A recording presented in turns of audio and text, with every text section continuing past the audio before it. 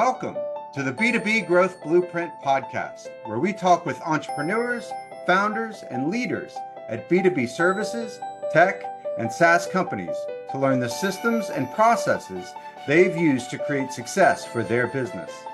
We'll also learn from marketing and sales experts to provide insights to help you grow your business.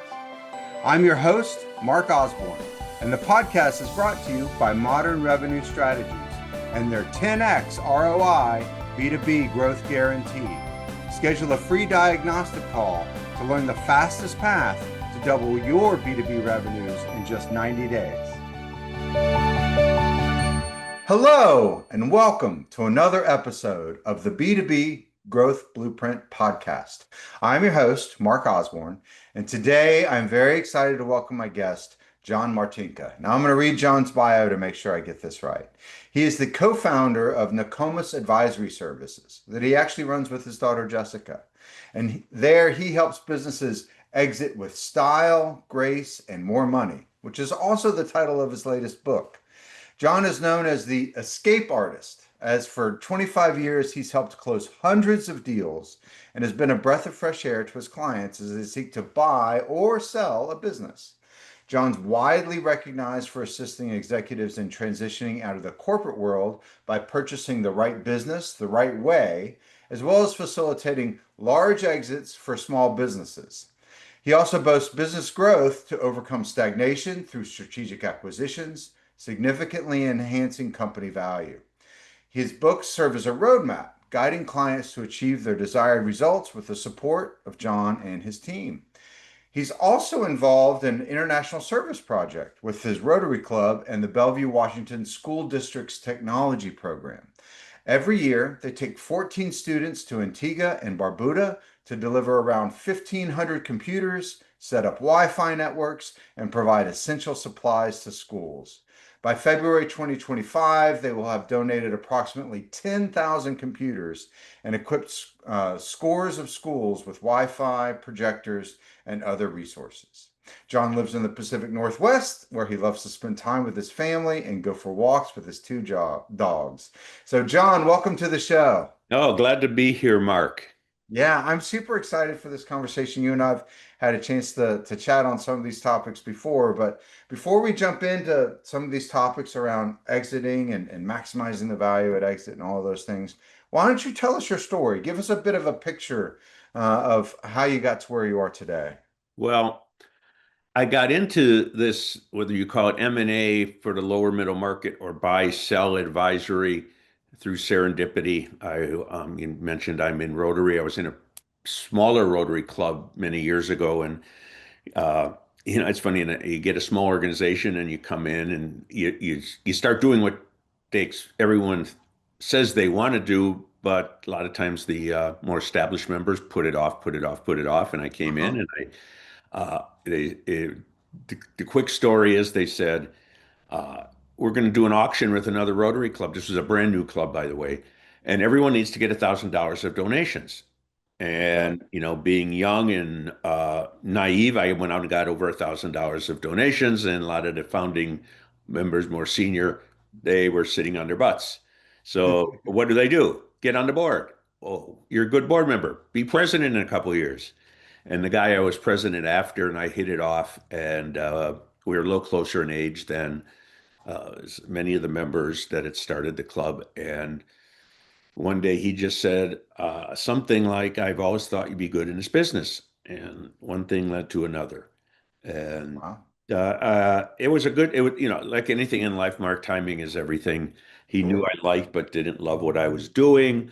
Uh, the, the business is great for someone like me who doesn't have the attention span of an engineer that can, work on the same thing day in and day out and over and over and over again. So the variety of it could be doing a podcast, it could be writing, it could be working on a client project, a spreadsheet, negotiating, etc. It's just different every hour. Yeah.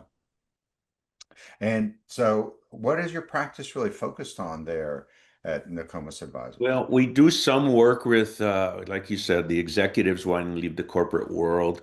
That's a market that has changed dramatically over the years. Uh, it used to be buyers were all, say, 35 to 60 and had some experience, as I like to say, managing people, processes, money, and enthusiasm. And lately, Hmm. there's been a wave of younger people searching for a company, and many of them don't have that experience.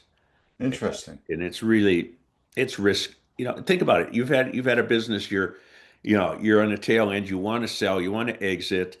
It's a big part of your retirement, and a 26-year-old who's never run anything but has an MBA, is that an attractive buyer? Right. Probably not in 90 plus percent of the cases. Uh-huh. Versus someone who is seasoned, has managed a team of people, had profit responsibilities for a division, et cetera, and done sales. Yeah. All of that comes together. So we do some of that, but really, my daughter and we really focus on helping people exit, sell. Our market is about 5 million of value up to about 15 or 20 million. We don't compete with Main Street brokers, and we don't want to compete with the true investment bankers. Yeah. So I've heard some interesting statistics around business sales. And I'm sure you have a lot of these at your fingertips, but I've heard a startling statistic that something like 80% of businesses that want to sell don't sell because they aren't able to find a buyer or they aren't able to sort of agree on the value of the business. That seems like a startlingly high number. Tell us, from sort of your perspective of, businesses that have looked at selling, what do you see? Is that a real statistic? Uh, it probably is. And I've also heard a lot of people say 90% never sell. Wow. And the thing is, there are no true statistics on that. This is not like the multiple listing service where they all go into one pool and they're tracked because Right. there's under the radar stuff, which we will get into. Uh, so there's really are no statistics, but there is a lot of knowledge that makes those numbers seem right. But Okay. I will say whether it's 80 or 90 or 73.5, uh, the good businesses sell. So if Okay. whether you flip the numbers, if it's a good business, it's mature, profitable, and even fairly priced, but definitely profitable.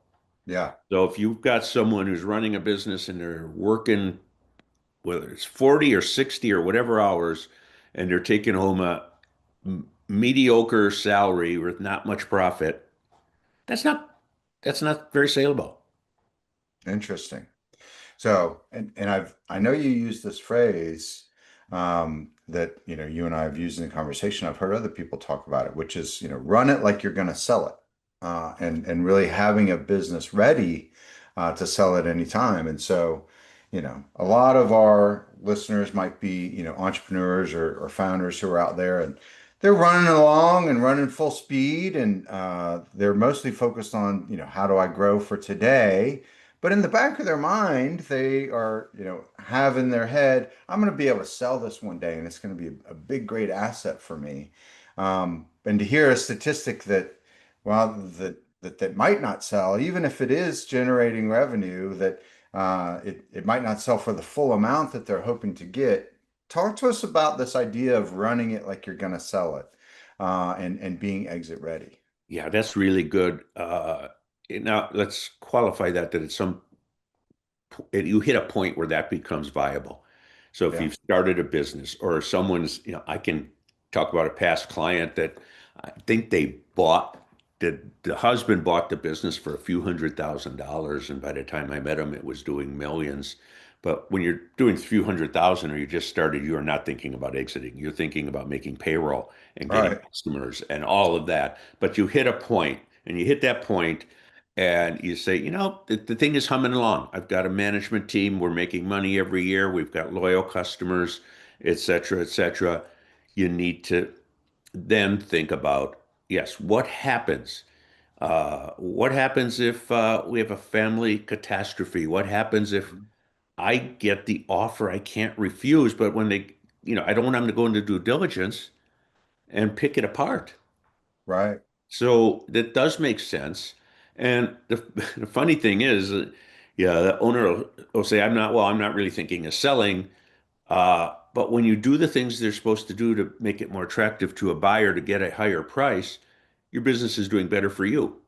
That's right. Now, where does that hit a speed bump, big speed bump, is you get the owner, and it's all relative. I don't care what they're making, but let's just use a round number. They're taking a salary, they're making $1 million in profit, and they're going, I like this. I'm not working very hard.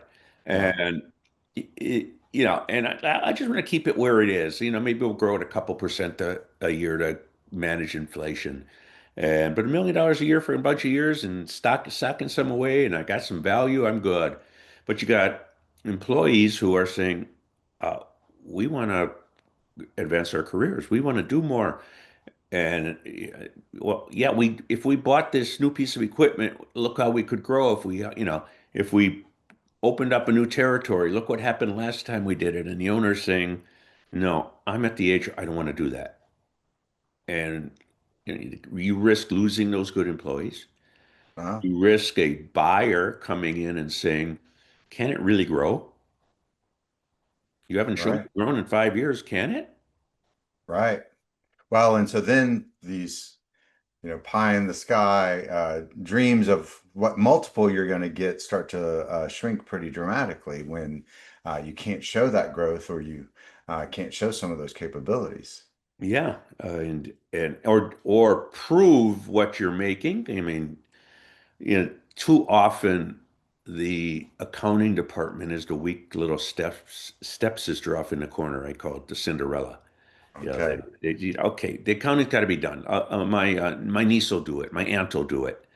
And it, you know, doc- I see it all the time. CPAs see it all the time. And I've got one client now, and the CPA says they do it their way. They don't want me to help them with anything. I do it. I make sure the taxes are correct. I go from the trial balance, but they just don't want the owners' wives do the books. Well, what are you going to do? Interesting. So, getting your accounting house in order is certainly one of those things that you should do if you're going to run it like you're going to sell it. What are some of the other things that you see that not only make it, better and more fun, more enjoyable, more successful running it today, but also make a business better able to sell when it is time to sell? Well, a big one is reducing the owner dependency on the business. Hmm. So that means, having a management team. It means delegating. Uh, the, the, if you take the example we talked about, and the owner's real happy making what they're making and all that, but maybe they're still too important to the business because what they love doing is, designing product or working with the customers, generating new customers. Uh, get that off their plate. Get it so that they're up here working on strategy, or what do you call strategy, or vision, or whatever, that it's the big picture stuff. Now, it is a little bit of a myth that you can get a small business and work, on it, not in it all the time. You Yeah. I want a business where I can work on it, not in it. Well, Right. yeah, that's pretty rare. I mean, these businesses, small businesses, that I like to use the phrase they need the adult supervision that generally only an owner can provide. Hmm. And as one of our clients has said, he was asked, "What do you do?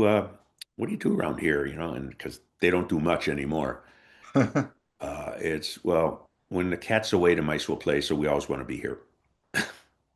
Interesting. So to they've got rid of the owner dependency, but it's the other way. They're not growing. So it's where those two meet, intersect. Owner builds a management team, still can show they can grow, delegates, etc. That's right. Well, and one of the fastest ways that we see to enable that is by creating and documenting processes. Hmm. Because very often if the whole thing lives between your ears, well, then it's pretty much impossible to put someone else in charge of it because they don't know how it's being run today. You have to sit on their shoulder and guide their hand on every mouse click. Whereas if you've created a process, not only can you then delegate it, but actually it then creates a new baseline, a new framework that the next person could improve on even and actually help it grow without you having to be involved with it. That's right. And Yeah. it's the big picture things like that. It's the little picture things. You're a marketing guy. Jessica and I sat down over the weekend and got out a calendar and planned the month of our social media stuff, Uh-huh. which is for our business is primarily LinkedIn. Hmm. Was well, as well as putting on podcasts on audio and video, but getting the word out there about them. But just making sure every day is planned out. What are we going to do? Get some variety, uh, 6 days That, a week. yeah, that's right. So I read a statistic somewhere that businesses with a written down marketing plan uh, experience 2.5 times as much success as businesses that don't. All other things being equal. And it's literally just the act of writing it down separates you so far from those that haven't written it down, Yeah, and which is just kind that's of right. shocking. And sometimes that marketing, I mean, the social media stuff is nice, getting the word out about, your podcast and building an audience. And I will say, as a sidelight to that, I don't know how many people I get, and I've had a couple, or you get, or others get from podcasts, but I'll tell you, this is all verification that this person knows what the heck they're doing. If someone has them on there as a podcast guest, or they've written a book, or they host a podcast that can attract people uh, that others want to hear. That's right. It just adds to that uh, credibility factor. That's right. That know, like, and trust that's so necessary as people do businesses. So that that does raise sort of an interesting question for you, though. So, you know, you don't want to have too much owner dependence. But if the owner is the person that's out there doing podcast appearances, or they're the one writing the book, or they're sort of the personality of the business, how do you see companies sort of separate that owner dependence from that owner as the sort of face of the brand or face of the business? Uh, Good, darn good question. Now we separate businesses like mine and maybe yours. We're an advisory firm. Yeah. You'll notice that yeah, lawyers and accountants have overcome the fact that it's named, Smith, Jones and Johnson, and 50 years later it's still Smith, Jones and Johnson, but there's none of those names in the firm Right. as they built that company brand. Uh, that is a tricky one. Now, let's realize most operating businesses, the owner's not going to write a book. They may go on podcasts as an expert or they may speak at trade shows. Yeah. But if they're smart, they get some other people in the firm to do that also. That's right. Do the trade show stuff, etc. Well, and one of the ways that we see folks do it successfully is by really sort of approaching it not as, well, these are my opinions, but instead, these are the results that the firm gets from using the firm's process. And then it becomes, really sort of an owned asset within the firm itself, that the figurehead is a proponent of the process that the firm has Hmm. developed and that the firm delivers. And so they're almost like an influencer on behalf of the company, rather than the whole heart of the company themselves. Right. And it's funny how often, though, when sales systems are dependent on sort of that kind of heroic person that does the sales, simply by documenting the process, sort of creates that first step for removing that person from being that bottleneck in the process, or from being that piece that keeps it from being successful. And it's oftentimes a lot simpler to document the process than people even think of. We've done some stuff where we'll have, just sort of like an assistant follow the person around for the day and kind of write down what they do. From there, be able to put together a standard operating procedure and then just have the person sort of sign off or say, well, no, actually, this is a little different or this is a little different. But getting that first step is actually a lot faster than people think. What are some other shortcuts to process that you've seen companies use to get sort of, sale ready as they're operating? Well, what you mentioned is a good one, and what we found, and before I get into those next couple points, that uh, we work with a company and its owners, or often owner, and we ask them a lot of questions about the business so we can make a good presentation to prospective buyers, put a nice book together on it, and then it comes out that they are what is called an unconscious competent. They know Okay. they do so much they don't even think about till Right. They're just so good at it. It's yeah. What do you muscle do on memory. Wednesday afternoons? Okay. Well, I never mentioned that before, but I always call on customer X on Wednesday afternoon. That's right. And it That's comes right. out much later. So that is an issue. Um, but other things are, uh, hire and be able to retain really good people. Yeah. Employees could be subcontractors, could be advisors also. You get a good advisor, you want to keep them. That's right. You want to do what they say. It's you know the take CPAs for instance. CPAs, their industry, by all accounts, is 400,000 to 500,000 people short. If you're a business and your CPA says you need to do these five things, or you're skirting the law by do it this way, not that way, and you don't do it, they have no problem replacing you as a client. So Interesting. keep that in mind. But lower dependency, other dependencies, not just the owner. Big one that always is asked right up front is customer dependency. What's Yep. your top, what are your top customers' percentage of your annual revenue? Is it the same top customers every year? And it varies by industry. In some cases, you want to be scared if it's so 10 in around here in the Seattle area. We have a lot of aerospace with Boeing. It's not uncommon to have, the top 10 customers account for, a high percentage of business because uh, Boeing's making a plane. They're not going to go save a dime apart with their subcontractors who are not going to do the same thing. If you can provide that part uh, done to specs on time, why would they risk, the assembly line getting disrupted to save a little bit of money? That's right. So yes, you do see stickiness of top customers, but and suppliers these days, especially with tariffs, is having multiple suppliers. So, Yeah. uh, So it's so interesting you talked about customer concentration because we do marketing and sales systems for folks. And very often other marketing and sales companies will just kind of let's go do something that's going to generate revenue in the next 90 days or so. And so have the focus there. But when we work, or a lack of focus really, because there's sort of haphazard things that they'll do.